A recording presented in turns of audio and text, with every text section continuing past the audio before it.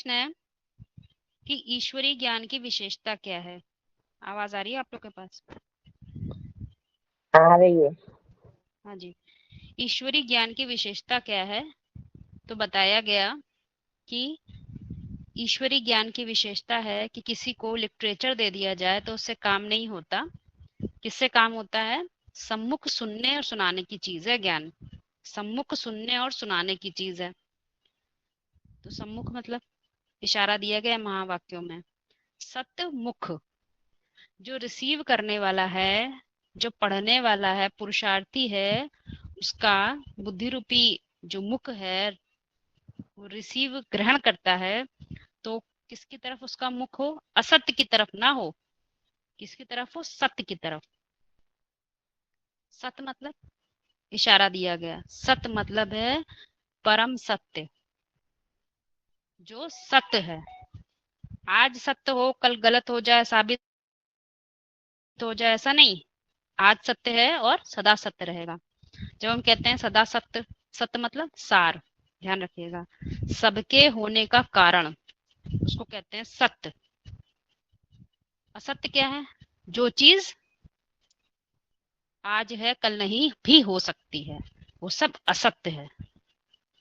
क्योंकि डेफिनेशन एकदम एक्यूरेट पकड़ेंगे। फिर महावाक्य में इसी पॉइंट को बताते हुए समझाया जाता है कि सम्मुख होए जीव जब मोहि। जब तक जीव का जो मुख है, मुख मतलब रिसीविंग पावर कहते हैं, ग्रहण करने की शक्ति, बुद्धि से ग्रहण करता है ना वो, तो वो सत्य की तरफ नहीं है, तो उसको किसका संग लगेगा? असत्य का संग लगेगा, झूठ की दुनिया का संग लगेगा, सत्य का संग नहीं लग पाएगा। क्योंकि बिना सत्य के कनेक्शन के वो उसके संग में नहीं आ सकता है।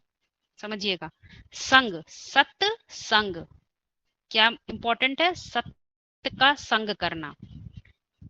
सत्य का संग करो, असत्य का संग नहीं। तो जीव जब ऐसे सत्य का संग करता है तो कहेंगे उसके जन्म जन्मांतर के जो पाप हैं वो दग्ध होने की पॉसिबिलिटी, संभावना पैदा हो सकती है। अब उसमें निरंतर रहे ना रहे ये उसका अपना पुरुषार्थ है। अब बात आती है सत्य और असत्य, थोड़ा समझेंगे इस बात को। मुरली में बोला जाता है दुनिया झूठ, झूठी दुनिया, निरई झूठ, झूठ ही झूठ। अब क्या कहा जाए, इसका मतलब क्या है? क्या मतलब है इसका? इसी झूठी दुनिया में तो हम रह रहे हैं, तो क्या झूठ है? तो इसके शब्द पे गहराई पे ध्यान देंगे। झूठ अर्थात असत्य, वो जो कुछ आज है कल मिट जाएगा, परिवर्तनशील है, उसको हम कहते हैं असत्य। और जो सदा बना रहेगा उसको कहते हैं सत्य। एग्जाम्पल बार बार दिया जाता है, बीज है सत्य और असत्य है उसका विस्तार। जो समय मौसम के साथ मिटेगा, परिवर्तित होगा, परंतु सदा कायम नहीं रहेगा, सदा मौजूद नहीं रहेगा। और जो सत्य है, बीज है, वो सदा मौजूद रहेगा। तो किसका संग करना है? सत्य का संग करना है। दुनिया में असत्य है, जो कुछ भी फैलाव हम इन आंखों से देखते हैं वो सब असत्य है। थोड़ा और आप लोग को क्लैरिटी दे देते हैं इस बात का। सत्य और असत्य जब हम शब्द बोलते हैं तो बहुत फर्क हो जाता है। क्योंकि जो सत्य का संग नहीं करते हैं, जिनको ये बात नहीं पता है, वो शब्दों को भाषा की गलती कर जाते हैं। क्योंकि शब्द बाद में बनते हैं, उनसे भी सूक्ष्म चीज क्या है? उनसे भी सूक्ष्म चीज होती है गुह्यात, भाव। शब्द तो बाद में भाषा देती है, भाषा के अनुसार बनते हैं। ठीक है, समय समय के अंतराल पे भाषा बदलती जाती है। जैसे आज जैसे हम लोग जो इंडिया में कॉमन भाषा बोली जा रही है वो क्या है? इंग्लिश, हिंदी सब मिक्स हो गई है। तो यदि हम इस इस स्तर पर वेद उपनिषद की भाषा समझना चाहेंगे तो क्या समझ पाएंगे? 1% भी नहीं समझ पाएंगे। और समझना कोई चाहेगा तो वो अर्थ का अनर्थ कर देगा। बहुत संभावना है इस बात की। लेकिन जब भाषा को जानने लग जाता है कि हमारे शब्द एक एक एक्यूरेट होने चाहिए, इसीलिए महावाक्य में बार बार कहा जाता है एक्यूरेसी चाहिए, एक्यूरेसी हर बात में। ऐसे नहीं जो उस कानों से सुन लिया, जो किसी ने बता दिया वो हमने एज इट इज पकड़ लिया, रटना नहीं है, उसके गुह्यार्थ को पकड़ना है। तो जब हम थोड़ा गहराई में जाते हैं तो दो शब्द होते हैं, एक होता है सत, सा और ता में हलंत लगा होता है। उसका अर्थ होता है सार, जो कभी समाप्त नहीं होता, जैसे बीज। वह सत्य दुनिया के होने का जो कारण है वो कभी समाप्त नहीं होता, वो है सत्य, जिसमें हम परमात्मा की परिभाषा देते हैं सत्य चित्त आनंद स्वरूप। दूसरा शब्द है सत्य, स आधा त और य। वो सत्य का मतलब होता है सच्चाई। अब क्योंकि कॉमन भाषा होती है तो हम इन दोनों को अक्सर एक जैसा समझ लेते हैं, परंतु ऐसा है नहीं। फिर दूसरा शब्द है असत्य, तो उसमें भी त जब हलंत लगा हुआ है, इसका मतलब वो चीज जो आज एग्जिस्ट कर रही है, आज हमें दिख रही है, कल नहीं होगी, वो सब असत्य है। तो सत्य असत्य, ये बात हम लोगों को क्लियर होनी चाहिए। शब्द कौन से यूज करें, इसीलिए जब कहते हैं परमात्मा के स्वरूप सत्य चित्त आनंद स्वरूप, तो उसमें सत्य वर्ड नहीं लगा, उसमें सत्य लगा है, सत्य चित्त आनंद स्वरूप।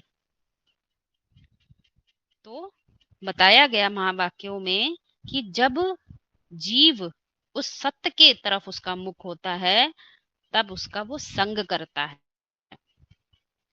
और जब सत्य का संग होता है तो प्रकाश में आ जाता है, वो उसे अपने किए हुए सब कुछ नजर आने लग जाते हैं, दूसरों में कमी नहीं देखता, स्वचिंतन करने लग जाता है। तो क्या होता है, अंदर के पाप भी तो दिखाई देंगे।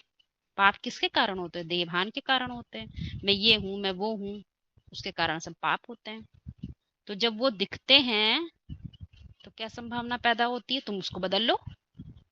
आज तुम उसके पाप को दग्ध कर सकते हो, भस्म कर सकते हो, परंतु किससे भस्म कर सकते हो, योग बल की शक्ति से, और किसी से नहीं भस्म कर सकते हो, योग बल की शक्ति से।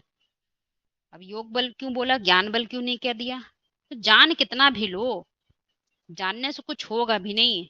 कि जल की क्या बताई गई है, नेचर क्या है जल का, ऊपर से नीचे गिरेगा, समय बदलेगा और अपना बहाव बदल लेगा। तुम सोच रहे हो कि थोड़ी देर के लिए हम उसको पकड़ के रख लें, अरे धूप आएगी तो वो ऊंचा ऊपर उड़ जाएगा, पानी बरसेगा तो वो पानी बह जाएगा। लेकिन यदि वही ज्ञान जल को योग के द्वारा क्या करा, उसको ऊपर उड़ा दिया। योग में क्या होता है, अग्नि होती है, वो पांच जल क्या होता है, वाष्प बन जाता है। तो जब वाष्प बनता जाता है तो जैसे कि वो सूक्ष्मतम में पहुंच गया। स्टेट ऑफ माइंड की दोनों बातें बता रहे हैं। जब वो सूक्ष्मतम में पहुंच गया तो वो कभी समाप्त नहीं होता है।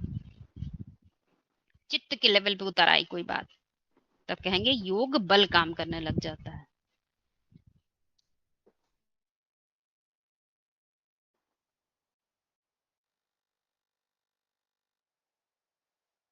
अभी जो बात बताई गई इसी में, इसी से कनेक्टेड एक बात और है कि जैसे जो असत है उसको आम भाषा में क्या समझ लिया जाता, सत्य का उल्टा अपोजिट। सत्य का अपोजिट असत नहीं है। जो सत्य है सार है, जैसे बीज है, बीज सत्य है और उसका झाड़ है असत्य। क्यों? क्योंकि वो परिवर्तनशील है और एक समय बाद नष्ट हो जाएगा। तो बीज का अपोजिट नहीं है झाड़, मतलब सत्य का अपोजिट नहीं है असत्य। बस उसका जो आवरण चढ़ गया है, जो सत्य है, मूल वृत्ति सत्य थी, उस पे दैहिक वृत्तियों का आवरण चढ़ गया तो विस्तार उतर गया। तो वो आवरण चढ़ गया है, वो है उसको कहेंगे असत्य। तो ये नहीं कह सकते कि सत्य का अपोजिट है। इसीलिए गीता में बोला है ना, योग माया से ढका हुआ मैं सबके लिए प्रत्यक्ष नहीं हूँ। वो अनावृत करा जाता है, एक एक करके आवरण उतारा जाता है।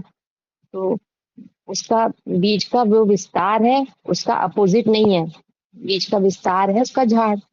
यानी कि विस्तार कैसे हो रहा है, एक एक चीज ऐड होती गई ना, उसके संसार का विस्तार होता गया। मूल वृत्ति थी जो आत्मभाव वाली जो मूल वृत्ति थी, उसमें एक एक चीज देह भाव की आवरण चढ़ता गया, अनेक वृत्तियों का आवरण चढ़ गया, तो वो उसको कहा गया असत।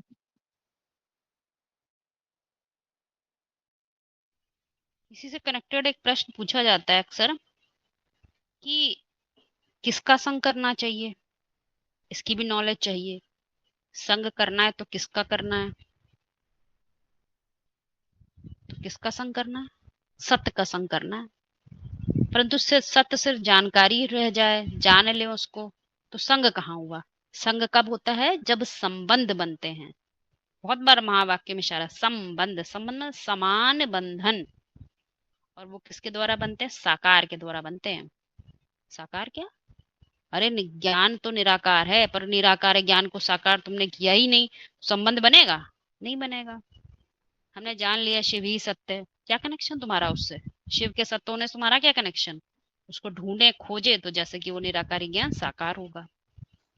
महावाक्य में इशारा दिया गया, महाशिवरात्रि आती है, महाशिवरात्रि के होने से तुम्हारा क्या कनेक्शन। अरे शिव की रात्रि का क्या मतलब है, परम सत्य। शिव का अर्थ क्या, परम सत्य, उसकी रात्रि हो जाती है, वो रात्रि परिवर्तन का कारण है। तो कैसे, इन ऐसी ढेर सारे महावाक्य हैं। जैसे जब जब हम इन बातों को समझते हैं, रुद्रमाला है, विजय माला है, इनको जब बोलते हैं तो उनके बोलते ही जैसे कि वो उसकी पूरी परिभाषा बुद्धि में स्पष्ट होनी चाहिए। तो अगर स्पष्ट है तो जैसे कि वो अब ज्ञान जो है वो निराकार नहीं रहा, जल के फॉर्म में नहीं रहा, कैसे फॉर्म में हो गया। एक योगी के लिए योग बहुत महत्वपूर्ण होता है। योग से जो बल है, ज्ञान के बल से राजधानी नहीं स्थापन होती है। राजा की धारणा शक्ति किससे स्थापन होती है, योग के बल से। तो ज्ञान और योग दोनों का आपस में क्या है, जोड़ है। इसीलिए किसका संग करना चाहिए, सत्य का संग करना चाहिए, वो सत्य है असत्य नहीं। संग करना, और संग किससे किया जाता है, साकार में। निराकार क्या है, ज्ञान, और वो निराकार ज्ञान जब बुद्धि में साकार हो जाता है तब कहेंगे संबंध, संबंध अर्थात समान बंधन। इसके लिए मुरली में बोला है ज्ञान और योग भाई बहन है। माने जो ज्ञान जल है, अगर नीचे चार अवस्थाओं से पसार हो रहा है तो ये नहीं कहेंगे भाई बहन है, वो नीचे ना बहने पाए। बहन माने बहे ना, माने योग के आधार पर जो ज्ञान समझा है वो कैसा बन जाए, सूक्ष्मतम लेवल पर वो ऊपर ले जाए, स्थिति को ऊंचा कर दे। तो ये नहीं कहेंगे बह गया। तो इसीलिए कहा गया मुरली में ये बात, ज्ञान और योग भाई बहन है।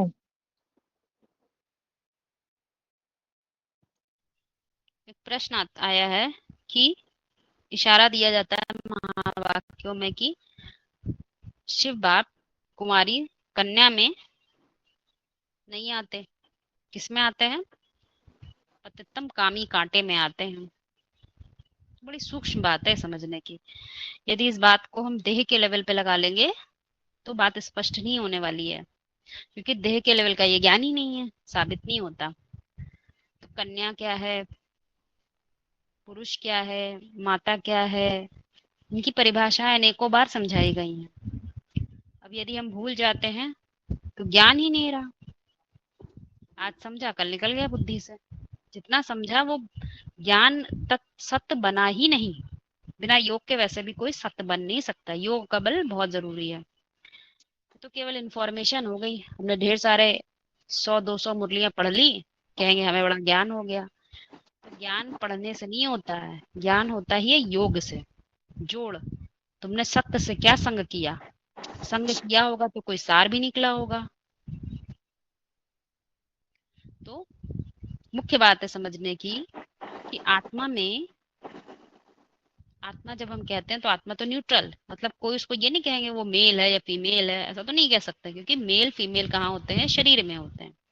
लेकिन मेल और फीमेल होने का जो भाव है वो कहाँ होता है, वो तो मन बुद्धि में ही होता है।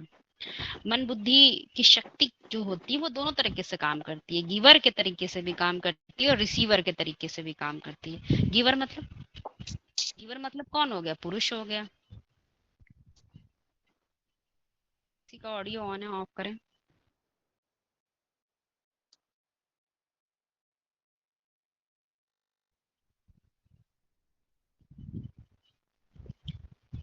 तो गिवर किसको कहेंगे? पुरुष को। पुरुष चेतना है। सांख्य योग में भी बताया गया है कि पुरुष क्या है? चैतन्य है, चेतना है। और जब हम प्रकृति को कहते हैं कि प्रकृति क्या है, तो हम सीधा ये शरीर पे आ जाते हैं, बाहरी शरीर पे। जबकि बाहरी शरीर की क्या बात करेंगे? आध्यात्मिक ज्ञान पढ़ रहे हैं तो बाहरी शरीर की कोई बात ही नहीं है। तो शरीर है, तुमको रहने का एक मिला है, अब तुम इसी में सारा जोर लगा दो, परिभाषा गलत हो जाती है, पूर्ण रूप से रॉन्ग हो जाती है। ये देह की बात कोई नहीं होती है। जब हम प्रकृति की बात कहते हैं तो प्रकृति भी क्या बता दी? दो तरह की है, एक अपरा प्रकृति और एक परा प्रकृति। तो जब हम परा प्रकृति और अपरा प्रकृति की बात कर रहे हैं तो इसका कनेक्शन पुरुष से है। पुरुष मतलब वो जो मेल वर्जन है, आत्मा का मेल वर्जन है।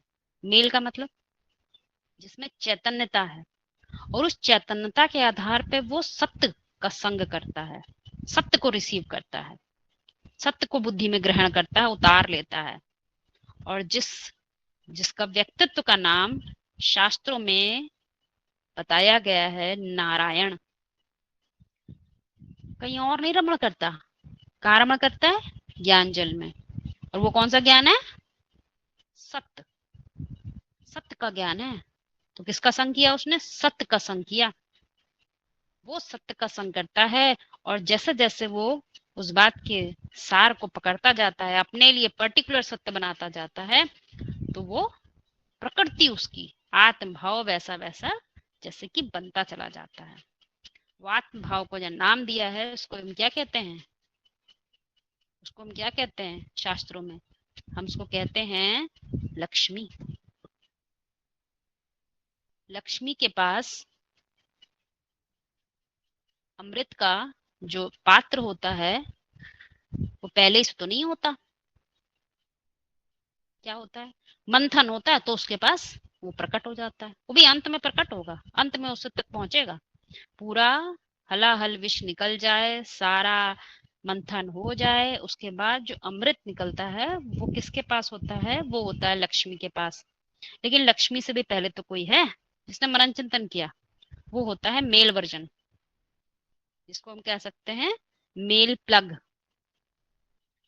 सत्य का जो संग करता है, सत्य को जो बुद्धि से ग्रहण करता है, और उस बुद्धि से ग्रहण किए हुए ज्ञान का जो सार होता है, जो अमृत होता है, वो किसके पास आ जाता है फिर?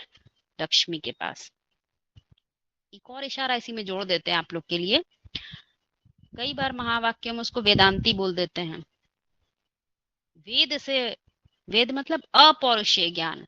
जो ज्ञान किसी का किसी बुक में नहीं लिखा है, किसी किताब में नहीं लिखा है, वो जो ऋषि होता है मनन चिंतन करता है, तो जो वो रियलाइज करता है ज्ञान, जो नॉलेज उसकी रियलाइजेशन की नॉलेज होती है, वही नॉलेज, उसी को कहते हैं वेद।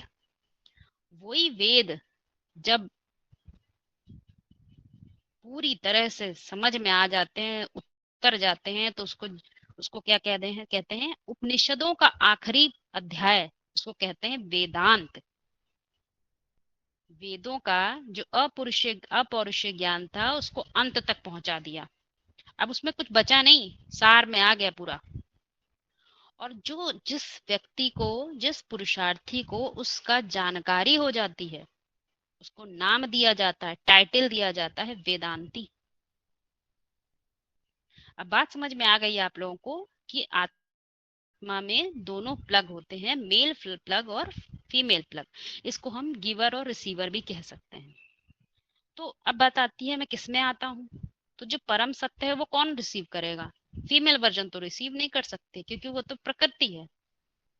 वो तो क्या होती है? रिसीवर है। वो क्या, वो नहीं लेगी, वो तो पुरुष से लेती है। लेकिन पुरुष जो है वो क्या होता है? वो अपने को ऊंचा खड़ा करता है। किसके माध्यम से? परम सत्य के माध्यम से। तो परम सत्य कहाँ उतरेगा? पुरुष में ही आएगा, फीमेल में तो आएगा नहीं। तो ये बात समझने की है।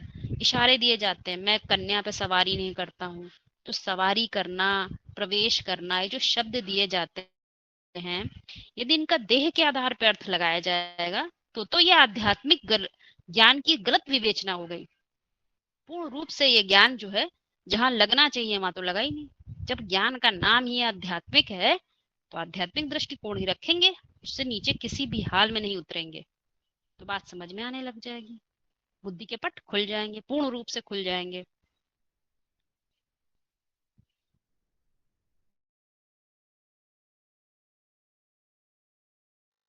इसी में एक इशारा और दिया जाता है, मैं पतितम कामी कांटे में आता हूँ।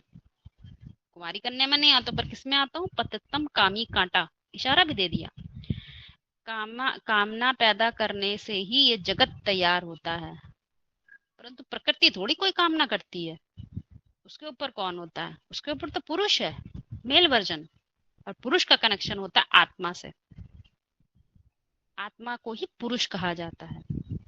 तो पुरुष में चैतन्यता आ जाए, उसे अपने चैतन्य होने का पता चल जाए, उसे अध्यात्म समझ में आने लग जाए, तो वो उसके ये वो ज्ञान प्रैक्टिकल हो जाता है। जब वो प्रैक्टिकल हो जाता है तो वो कामनाओं से भरा संसार जो उसने पैदा किया था, वो उसके कारण को जान जाता है। अब पुरानी दुनिया में कोई कामना नहीं करता। क्यों? क्योंकि उसे मालूम चल गया कि कांटे और फूल जो पैदा किए हैं मैंने, वो मैं कारण हूं उसका। अब तो पुरानी दुनिया तो नहीं बदल सकता कि इसमें से कोई हटा दूं। तो क्या करता है? पुरानी दुनिया के विनाश और नई दुनिया की स्थापना। उसे एक कंसेप्ट समझ में आ जाता है।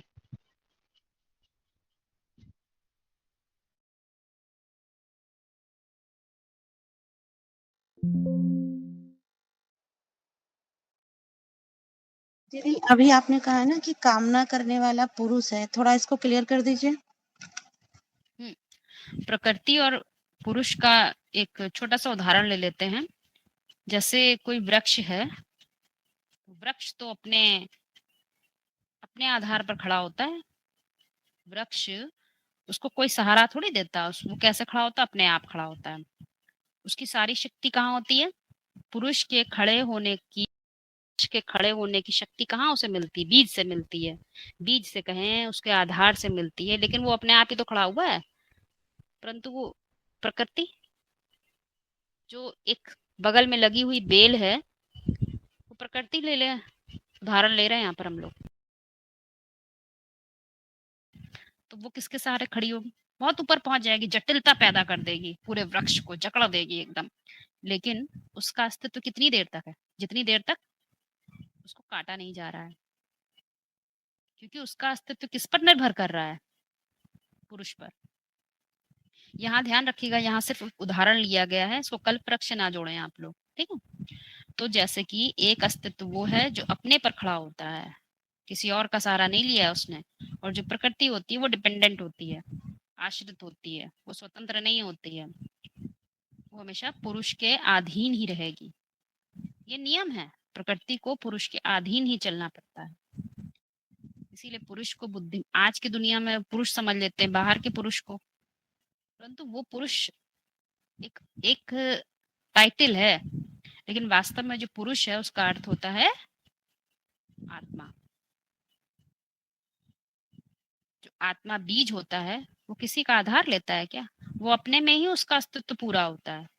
वो किसी की जरूरत नहीं है कि मैं किसी का सहारा लूं तो मैं अपना बनाऊंगा। एक एग्जाम्पल और ले लेते हैं। कोई परिवार होता है, उसमें कोई पिता होता है, पढ़ता लिखता है, अपना ज्ञान अर्जित करता है, समझदारी पैदा करता है, तो परिवार बनाता है। तो क्या किसी और की समझदारी उधार लेता है या खुद की समझदारी से काम करता है? उत्तर दीजिए। खुद की समझदारी। बस, वो किसी और पर निर्भर नहीं होता, लेकिन प्रकृति को का सहारा देने के लिए ही वो बना हुआ है। प्रकृति और पुरुष दो कनेक्शन है। प्रकृति अपने आप बदलाव नहीं कर सकती है क्योंकि वो आश्रित होती है, वो पर है। प्रकृति में लगा ही शब्द है पर, और स्व पुरुष है। तो दोनों ही एक तरह से प्लग हैं जो काम करते हैं चैतन्य स्वरूप में। जब हम ड्रामा में रोल प्ले करते हैं तो चित्त जिधर की तरफ डायरेक्शन चला जाता है, जैसे मुरलियों में इशारा दिया है, जिधर चेतना गई, पुरुष की चेतना प्रकृति में गई तो प्रकृति का स्वरूप लेगा, प्रकृति की चेतना पुरुष में गई तो उसका स्वरूप ले लेगा। तो जैसे कि जल होता है ना, जल एक पात्र से दूसरे पात्र में डाल दिया जाता है तो जल तो वही रहेगा, क्या बदल जाता है? उसका स्वरूप बदल जाता है। ये एक सिर्फ एक एग्जाम्पल है। तो ऐसे ही है, आत्मा का ऐसा ही स्वरूप है, मन बुद्धि की शक्ति है। वो शक्ति जहाँ यूज होगी, जहाँ लग रही होगी, जहाँ तुम्हारा तन होगा, जहाँ तुम्हारा मन होगा, जहाँ तुम्हारा धन होगा, तुम जैसे कि वही हो, तुम यहाँ हो नहीं। शरीर प्रकृति यहाँ हो सकती है, शरीर 5 तत्वों का जो चोला है वो तुम्हारा यहाँ हो सकता है, पर तुम नहीं हो वास्तव में वहां। तुम्हारा तो दिल कहीं और है, दिल लगा गधी से तो बड़ी क्या चीज है। भले तुम सत्संग में बैठे हो, दिल कहीं और लगा हुआ है, तो क्या कहेंगे, वो प्रेजेंट है क्लास में नहीं।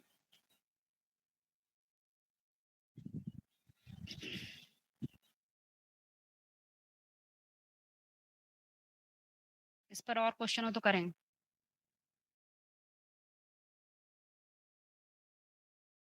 कामना वाली बात क्लियर हो रही है।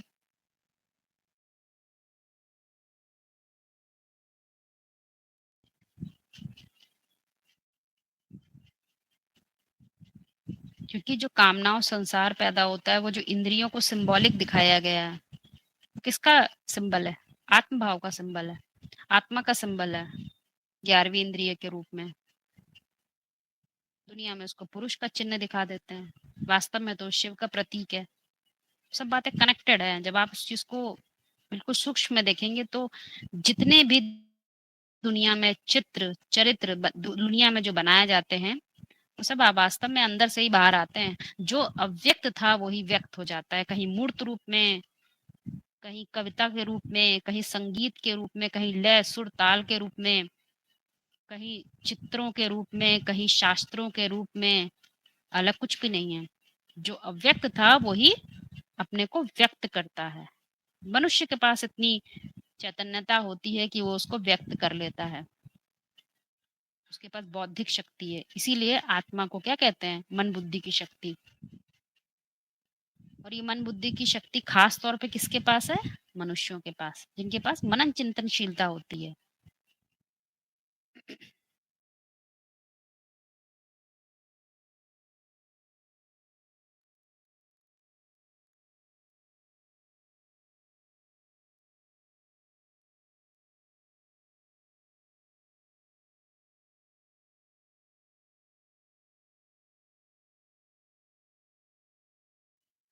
और बताएं, आप लोग के पास कोई प्रश्न हो तो।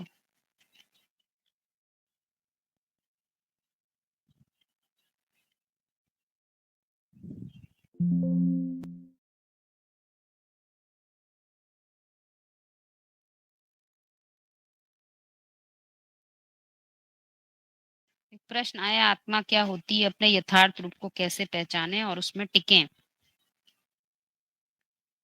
टिकना क्या होता है? उस चीज में टिकना, मुरलियों में इशारा दिया जाता है कि वो टिकने की यादगार टीका लगाते हैं। टिकने की यादगार टीका लगाते हैं मतलब,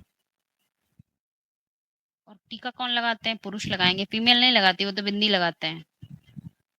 वो टीका लगाते हैं क्योंकि वो पुरुष ही पुरुषार्थ करता है।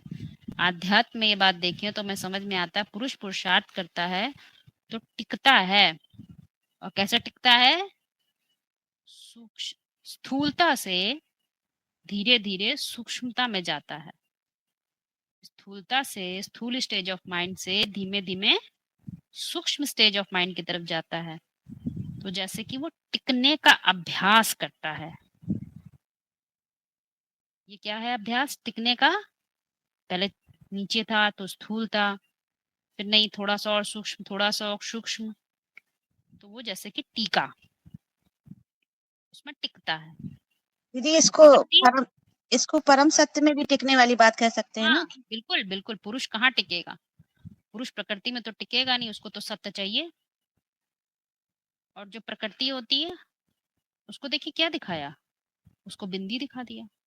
वो ऊंचा नहीं चढ़ रही है अब, जहां ऊपर वो पहुंच गया पुरुष, सबसे ऊपर पहुंच गया तो एक बिंदी है ना, वो बिंदी तक पहुंच गया, वही प्रकृति हो गई, प्रकट करती हो गई। अरे प्रकटता पे पहुंचने का काम पुरुष करता है, जितनी प्रकटता पे पहुंच गया वही सो उसकी प्रकृति हो गई। किसी ने पढ़ाई करी, डॉक्टरी की पढ़ाई करी, तो उसकी प्रकृति डॉक्टर वाली मिल गई उसको। कोई थोड़ा पढ़ा, 2-4 बार फेल हो गया, बात खत्म हो गई, तो नर्स बन गया, कंपाउंडर बन गया, तो उसकी फीमेल वैसे ही हो गई। एग्जाम्पल लिया हमने यहाँ पर। बात समझ में आ रही है ना, पुरुष और प्रकृति कनेक्शन आपस में आप लोगों को।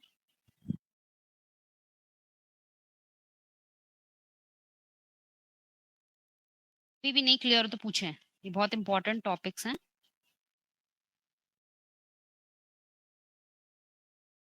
बताइए और। इतना समझ में आ गया ना, दोनों में पुरुष आपस में और कनेक्शन प्रकृति। पुरुष, हाँ हाँ, आ रहा है ना, फिर शब्दों को थोड़ा शब्दों थोड़ा आ की रहा है, तुलना और बताइए। कीजिए। हाँ एक शब्दों को हैं? शब्दों की डॉक्टर तुलना से कीजिए। फिर से डॉक्टर बोले, से नर्स बनता है, ये जो आपने उदाहरण दिया ना, डॉक्टर फिर से से नर्स बनता है, आवाज नहीं आ रही है। डॉक्टर से नर्स बनता है, इसका क्या डॉक्टर से वहाँ नर्स बनता कैसे है, आपने आपने कुछ बोला ना अभी? डॉक्टर से नर्स ये नहीं बोला, नहीं नहीं नहीं, एक सेकंड, फिर से हम उदाहरण दिए देते हैं। जैसे कोई डॉक्टरी की पढ़ाई पढ़ रहा था, ठीक है, एग्जाम्पल ले रहे हैं यहाँ पर, तो उसने पढ़ा, पढ़ते पढ़ते वो पूरा डॉक्टर बन गया, तो उसकी जो फीमेल होगी वो कैसी होगी, वो भी डॉक्टर पढ़ी लिखी आ जाएगी। लेकिन वही मेल यदि साल 2 साल डॉक्टरी पढ़ी और डॉक्टर नहीं बन पाया, कंपाउंडर बन गया। ठीक है, दोनों को अलग अलग देखा करिए, पुरुष अलग चीज, प्रकृति अलग चीज, दोनों को देखना सीखिए। और उस जितना वो ऊंचाई पे चढ़ा, टिक गया वहां पर, बिंदी टिक गया, तो उसकी प्रकृति उसी के स्तर की हो गई, वो कंपाउंडर, उसको उसकी जो पत्नी मिलेगी वो भी कंपाउंडर होगी, प्रकृति हुई ना। हम एग्जाम्पल ले रहे हैं, ध्यान रखें आप लोग, एग्जाम्पल हम बाहर की दुनिया से लेते हैं लेकिन अप्लाई कहाँ करते हैं, अध्यात्म में।